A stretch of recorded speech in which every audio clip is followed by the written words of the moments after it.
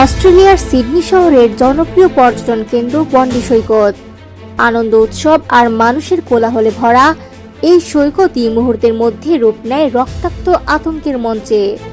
তবে সেই ভয়াবহতার মাঝেই জন্ম নেয় এক অবিশ্বাস্য সাহসিকতার গল্প। হানুকা ইহুদি ধর্মীয় উৎসব উপলক্ষে আয়োজিত এক অনুষ্ঠানে আচমকা সশস্ত্র হামলা শুরু হলে চারদিকে ছুটোছুটি শুরু হয়।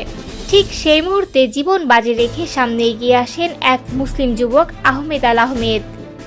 সামাজিক যোগাযোগ মাধ্যমে ছড়িয়ে পড়া ভিডিও ফুটেজে দেখা যায় সাদা শার্ট ও প্যান্ট পরা ৪৩ বছর বয়সী এই ফলের দোকানি হঠাৎ একটি গাড়ির আড়াল থেকে দৌড়ে যান কালো শার্ট পরা এক অস্ত্রধারীর দিকে।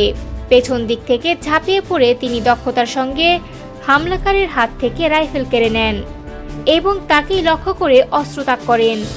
নিরস্ত্র হয়ে পড়া হামলাকারী তখন সেতুর দিকে পিছিয়ে যেতে থাকে, যেখানে আরেকজন সশস্ত্র ব্যক্তি অবস্থান করছিল।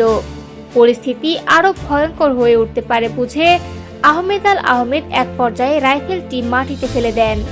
তবে ততক্ষণে বড় ধরনের প্রাণহানি এড়ানো সম্ভব হয়।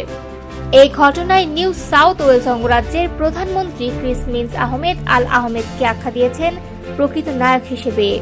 তার ভাষায়, এই সাহসী মানুষের কারণেই সেদিন বহু প্রাণ বেঁচে গেছে। অস্ট্রেলিয়ার প্রধানমন্ত্রী অ্যান্থনি আলবানিজো বিপদের মুখে সাধারণ মানুষের এমন সাহসিক ভূমিকাকে সর্বোচ্চ প্রশংসা করেছেন।